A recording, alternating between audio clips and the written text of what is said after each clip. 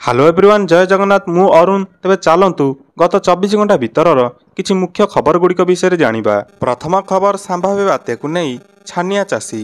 वर्षा हेले जमीरे मिसीजीव वर्षकर आहार। कारण चाषीटीए माटी सह माटी होई रक्त को पानी करी फसल करिथांती। अमल कले परिवारर चलिबार आशा रखिथांती। हेले आसुथिबा संभाव्य बात्या ताकू उजाड़िबारे आशंका करी चाषीଙ୍କ जमीर लुटुछंती चाषी। परवर्ती खबर, बात्या मुंथा पाई ओडिशा रे 7 जिले में हाई अलर्ट जारी करा जायछि। सरकारी अधिकारी छुट्टी बातिल करा जायछि। बालेश्वर, गंजाम, केन्द्रापड़ा, मालकानगिरी, कोरापुट, कलाहांडी, गजपति जिले में सबु सरकारी अधिकारी छुट्टी बातिल करिसंती सेठाकार जिलापाल। किछि जिलार सरकारी अधिकारी हेडक्वार्टर न छाड़िबा पाई मध्य निर्देश दिया जायछि। परवर्ती खबर, नुआपड़ा उपनिर्वाचन समय रे सरकारी दल निर्वाचन आचरण विधि उल्लंघन करुथिबा अभियोग आनिछि कांग्रेस। एनेई राज्य मुख्य निर्वाचन अधिकारी भेटिछि।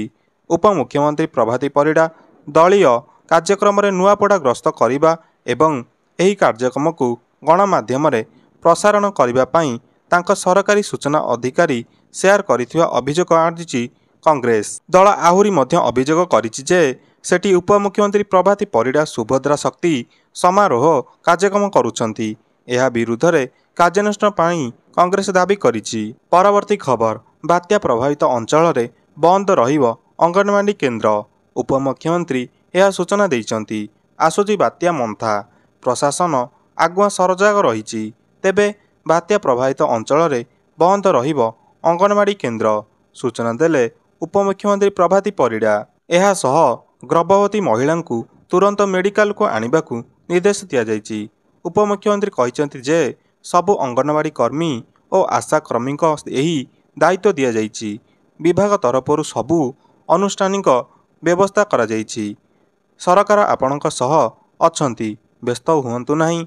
राज्य सरकार पूरा सजग रहिचंती। परवर्ती खबर, मुंबई गस्त रे मुख्यमंत्री मोहन चरण माझी। अक्टोबर 27 रु अक्टोबर 31 तारिख पर्यंत इंडिया मेरीटाइम सप्ताह 2025 सम्मिलनी मुंबई रे अनुष्ठित हेबाकू जाउछि। मुख्यमंत्री मोहन चरण माझी एही कार्यक्रम रे जोग देबा पाई आज मुंबई गस्त करुछंती। आसंता काली मुख्यमंत्री उद्घाटनी अधिवेशन रे सम्मानित अतिथि भाव रे जोग देबे एवं परे अपराह्न रे ओडिशा स्वतंत्र अधिवेशन रे जोग देबे। परवर्ती खबर, कृषकों पाई खुशी खबर। आसिला तारीख, एही दिन मिलिबो पीएम किसान टंका। कृषकों पाई बड़ खबर। केंद्र सरकार द्वारा कृषकों को आर्थिक सहायता पाई लागू प्रधानमंत्री किसान सम्मान निधि योजना बा पीएम किसान योजना रो 21तम किस्ती जल्दी ही कृषकों का अकाउंट को जीव। एही योजना अंतर्गत वर्ष को कृषकों बैंक खाता को 6000 टंका आर्थिक सहायता दिया जाए। वर्तमान सुधा कृषकों को 20तम किस्ती प्रदान करा जाइथिबा बेले आगामी दिन में 21तम किस्ती मिलिबो। तेबे खबर मुताबक नवेम्बर मासर प्रथम सप्ताह रे पीएम किसान योजनार परवर्ती किस्ती टंका कृषक अकाउंट को जीव, किंतु एने कौनसी सरकारी सूचना बा विज्ञप्ति प्रकाश पाई नहीं। परवर्ती खबर, भारसाम्य हराई कार दुर्घटनाग्रस्त, 2 मृत्यु एवं 2 जन आहत। अनुगुल रे कार दुर्घटनाग्रस्त 2 जनकर मृत्यु होईछि। हंडपा थाना गति पुराणा पानी निकट में भारसाम्य हराई एक कार दुर्घटनाग्रस्त होईछि। 2 जनकर मृत्यु होइतिबा बेले 2 जन आहत होइछंती। भुवनेश्वर गोटिए परिवारर 4 जन सदस्य संबलपुर रे थिबा निज घर को फेरुथिले। तेबे हंडपा थाना गति पुराणा पानी निकट में रास्ता उपरे कारटी भारसाम्य हराइथिबारु दुर्घटनाग्रस्त होइथिला। परवर्ती खबर, नकली विदेशी मद कारखाना ठाब, लक्षाधिक टंकार मद जबत।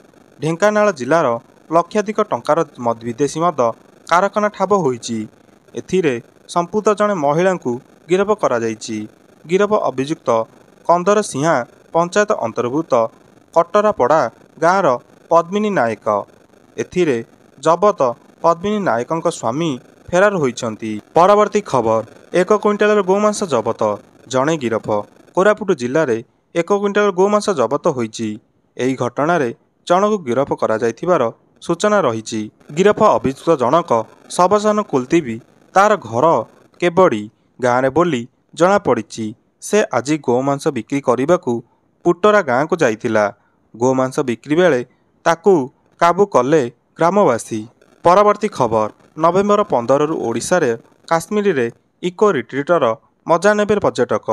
ଆସୁଛି ଶୀତ ଋତୁ ବା ପର୍ଯ୍ୟଟନ ଋତୁ। ଏହି ସମୟରେ ରାଜ୍ୟବାସୀଙ୍କୁ ଓଡ଼ିଶା ସରକାର କାଶ୍ମୀର ଭାବେ ପରିଚିତ ଦାରିଙ୍ଗବାଡ଼ିର ମଜା ଦେବାକୁ ଚଳିତ ବର୍ଷ ମଧ୍ୟ ରାଜ୍ୟ ସରକାରଙ୍କ ଅନୁମୋଦନରେ ଦାରିଙ୍ଗବାଡ଼ିରେ ଇକୋ ରିଟ୍ରିଟର ପ୍ରକଳ୍ପ ଚାଲିଛି ପ୍ରସ୍ତୁତ। ଆସନ୍ତା ନଭେମ୍ବର 15 ତାରିଖରେ ଆରମ୍ଭ ହେବାକୁ ଯାଉଛି ଏହି ଇକୋ ରିଟ୍ରିଟ୍ ସେବା। ପରବର୍ତ୍ତୀ ଖବର କନେଷ୍ଟବଳ ଶୁଭମିତ୍ରାଙ୍କ ହତ୍ୟାକାଣ୍ଡ ମାମଲା। ପୋଲିସ ହାତରେ ଲାଗିଲା ଅଭିଯୁକ୍ତ ଦୀପଙ୍କର ବ୍ୟାଙ୍କ ଟ୍ରାଞ୍ଜାକ୍ସନ୍। ମହିଳା ଟ୍ରାଫିକ୍ କନେଷ୍ଟବଳ ଶୁଭମିତ୍ରା ହତ୍ୟାକାଣ୍ଡ ମାମଲା। ପୋଲିସ ହାତରେ ଲାଗିଲା ଆଉ ଏକ ସୁରାଗ। ଅଭିଯୁକ୍ତ ଦୀପକ କୁମାର ରାଉତର 2ଟି ସରକାରୀ ବ୍ୟାଙ୍କ ଆକାଉଣ୍ଟର ଖୋଳତାଡ଼ ପାଇଁ ପୂର୍ବରୁ ପୋଲିସ ଚିଠି ଲେଖିଥିବା ବେଳେ ଏବେ ପୋଲିସ ହାତରେ 1000 ପୃଷ୍ଠାର ବ୍ୟାଙ୍କ ଟ୍ରାଞ୍ଜାକ୍ସନ୍ ଲାଗିଛି।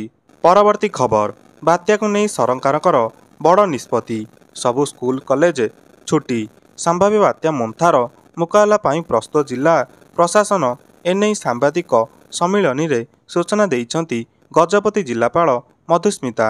ଆନ୍ଧ୍ରପ୍ରଦେଶର ମିଛିଲିପାଟଣା ନିକଟରେ ସ୍ଥଳଭାଗ ଛୁଇଁବା ନେଇ ଆକଳନ କରିଛି ପାଣିପାଗ ବିଭାଗ, ଯାହାର ପ୍ରଭାବ ପଡ଼ିବା ନେଇ ଗଜପତି ଜିଲ୍ଲାକୁ ରେଡ୍ ଆଲର୍ଟ ଜାରି କରାଯାଇଛି। 27 ତାରିଖ ଅରେଞ୍ଜ ୱାର୍ଣ୍ଣିଂ ଏବଂ 28 ତାରିଖ ରେଡ୍ ଆଲର୍ଟ ରହିଛି। ପ୍ରବଳରୁ ଅତି ପ୍ରବଳ ବର୍ଷା ଓ ପବନର ରହିବାର ସମ୍ଭାବନା ଥିବାରୁ ଆସନ୍ତାକାଲିଠାରୁ 30 ତାରିଖ ପର୍ଯ୍ୟନ୍ତ ସମସ୍ତ ଶିକ୍ଷାନୁଷ୍ଠାନ ଏବଂ ଅଙ୍ଗନବାଡ଼ି କେନ୍ଦ୍ରକୁ ବନ୍ଦ ରଖିବା ପାଇଁ ସୂଚନା ଦିଆଯାଇଛି। ସମ୍ଭାବ୍ୟ ବାତ୍ୟା ନେଇ ଗଜପତିରେ କାଲିଠାରୁ 4 ଦିନ ସମସ୍ତ ଶିକ୍ଷାନୁଷ୍ଠାନ ବନ୍ଦ ରହିବା ନିଷ୍ପତ୍ତି ହୋଇଛି। ପରବର୍ତ୍ତୀ ଖବର ଜାତୀୟ ଜୁଡ଼ୋରେ ସଫଳତା ଆଣିଲେ କେନ୍ଦୁଝର ଝିଅ ବୈଷ୍ଣବୀ। ଚଳିତ ମାସ 24 ତାରିଖରୁ ଗୁଜରାଟର ସୁରଟରେ ଆରମ୍ଭ ହୋଇଛି ଜାତୀୟ ଜୁଡ଼ୋ ପ୍ରତିଯୋଗିତା। ଏଥିରେ ଓଡ଼ିଶା ଦଳରେ ସାମିଲ ଥିବା କେନ୍ଦୁଝର ଜିଲ୍ଲାର ବୈଷ୍ଣବୀ ଗୁପ୍ତା ଭାଗ ନେଇ ରବିବାର କନିଷ୍ଠ ବିଭାଗରେ ସ୍ୱର୍ଣ୍ଣ ପଦକ ହାସଲ କରି କେନ୍ଦୁଝର ଜିଲ୍ଲା ତଥା ରାଜ୍ୟକୁ ଗର୍ବିତ କରିଛନ୍ତି। ପରବର୍ତ୍ତୀ ଖବର ଛତିଶଗଡ଼ରେ ଆତ୍ମସମର୍ପଣ କରିଛନ୍ତି 21 କ୍ୟାଡର ମାଓବାଦୀ। 13 ମହିଳାଙ୍କ ସହ 8 ପୁରୁଷ ମାଓବାଦୀ ଆତ୍ମସମର୍ପଣ କରିଛନ୍ତି, ଯେଉଁମାନେ ସମସ୍ତେ ସଶସ୍ତ୍ର ସଂଘର୍ଷର ପଥ ପରିତ୍ୟାଗ କରି ଶାନ୍ତି ଏବଂ ପ୍ରଗତିକୁ ଗ୍ରହଣ କରିବାକୁ ଚାହୁଁଥିଲେ। ସେମାନଙ୍କ ନିକଟରୁ 3 AK-47 ଏବଂ 4ଟି ସ୍କାରେଲ୍ ଏବଂ 2ଟି ଇନସାନ୍ ଏବଂ 6ଟି 303 ରାଇଫଲ ଜବତ ହୋଇଛି। ପରବର୍ତ୍ତୀ ଖବର ହାଇକୋର୍ଟଙ୍କ ଐତିହାସିକ ରାୟ। ଦ୍ୱିତୀୟ ପତ୍ନୀଙ୍କ ପିଲାଙ୍କୁ ପିତୃକ ସମ୍ପତ୍ତିରେ ମିଳିବ ଅଧିକାର। ଏକ ଗୁରୁତ୍ୱପୂର୍ଣ୍ଣ ନିଷ୍ପତ୍ତିରେ ଓଡ଼ିଶା ହାଇକୋର୍ଟ କହିଛନ୍ତି ଯେ ପ୍ରଥମ ପତ୍ନୀ ଯିଏ ବୈଧ ବିବାହ ଏବଂ ଦ୍ୱିତୀୟ ପତ୍ନୀ ବା ଅବୈଧ ବିବାହ ଉଭୟଙ୍କ ଠାରୁ ଜନ୍ମିତ ସନ୍ତାନମାନେ ହିନ୍ଦୁ ବିବାହ ଆଇନ ଧାରା 16 ଅନୁଯାୟୀ ସେମାନଙ୍କର ପୈତୃକ ସମ୍ପତ୍ତିରେ ଅଂଶ ପାଇବାକୁ ହକଦାର। ତଥାପି ଧାରା 6(3) ଅନୁଯାୟୀ ପ୍ରତ୍ୟେକ ସନ୍ତାନର ଅଂଶ ସେମାନଙ୍କ ପିତାଙ୍କ ମୃତ୍ୟୁ ପୂର୍ବରୁ ଏକ କାଳ୍ପନିକ ବିଭାଜନରେ ସେମାନଙ୍କ ସମ୍ପୃକ୍ତ ମାଙ୍କୁ ଅବର୍ଦ୍ଧିତ ଅଂଶ ପର୍ଯ୍ୟନ୍ତ ସୀମିତ ରହିବ। ପରବର୍ତ୍ତୀ ଖବର ପାକିସ୍ତାନର ହୀନମାନ୍ୟତା। ସଲମାନଙ୍କୁ ଘୋଷଣା କଲା ଆତଙ୍କବାଦୀ। ବଲିଉଡ୍ ଅଭିନେତା ସଲମାନ ଖାନ ସାଉଦି ଆରବରେ ଏକ ଶୋ ସମୟରେ ବାଲୁଚିସ୍ତାନକୁ ପାକିସ୍ତାନ ଠାରୁ ଅଲଗା ଦେଶ ବୋଲି ବର୍ଣ୍ଣନା କରିଥିଲେ, ଯାହା ପଡ଼ୋଶୀ ଦେଶକୁ କ୍ରୋଧିତ କରିଛି। ଶହେବାଜ ସରକାର ସଲମାନ ଖାନଙ୍କୁ ଆତଙ୍କବାଦୀ ଘୋଷଣା କରିଛନ୍ତି। ପାକିସ୍ତାନର ଗୃହ ମନ୍ତ୍ରାଳୟ ଏ ସମ୍ପର୍କରେ ଏକ ବିଜ୍ଞପ୍ତି ପ୍ରକାଶ ଜାରି କରିଛି। ପରବର୍ତ୍ତୀ ଖବର ଦିଲ୍ଲୀରେ ବଦଳୁଛି ପରିସ୍ଥିତି, ସୁଧୁରୁଛି ବାୟୁମଣ୍ଡଳର ସ୍ଥିତି, କମୁଛି ବାୟୁ ପ୍ରଦୂଷଣ। ଧୀରେ ଧୀରେ ସୁଧୁରୁଛି ଦିଲ୍ଲୀର ପରିସ୍ଥିତି। ବାୟୁମଣ୍ଡଳରୁ ଧୂଆଁର ଧଳା ଆସ୍ତରଣ ହଟିବାକୁ ଆରମ୍ଭ ହୋଇଛି। କିଛିଦିନ ତଳେ ଦିଲ୍ଲୀର ପରିସ୍ଥିତି ଅଧିକ ବିଗିଡ଼ି ନଥିବାରୁ ମୁଖ୍ୟମନ୍ତ୍ରୀ ରେଖା ଗୁପ୍ତା କ୍ଲାଉଡ୍ ସିଡିଂ ଯୋଗେ ବର୍ଷା କରି ଏହାକୁ ନିୟନ୍ତ୍ରଣ କରିବାକୁ କହିଥିଲେ। ଆସନ୍ତା ଅକ୍ଟୋବର 29 ତାରିଖରେ ଜଳବାୟୁରେ କିଛି ପରିବର୍ତ୍ତନ ନ ଆସିଲେ କ୍ଲାଉଡ୍ ସିଡିଂ ଯୋଗେ ବର୍ଷା କରାଯିବ ବୋଲି କୁହାଯାଇଥିଲା, କିନ୍ତୁ ଧୀରେ ଧୀରେ ସୁଧୁରୁଛି ଦିଲ୍ଲୀର ପରିସ୍ଥିତି। ପରବର୍ତ୍ତୀ ଖବର କୋରାପୁଟ କଫିକୁ ପ୍ରଶଂସା କଲେ ପ୍ରଧାନମନ୍ତ୍ରୀ ନରେନ୍ଦ୍ର ମୋଦି।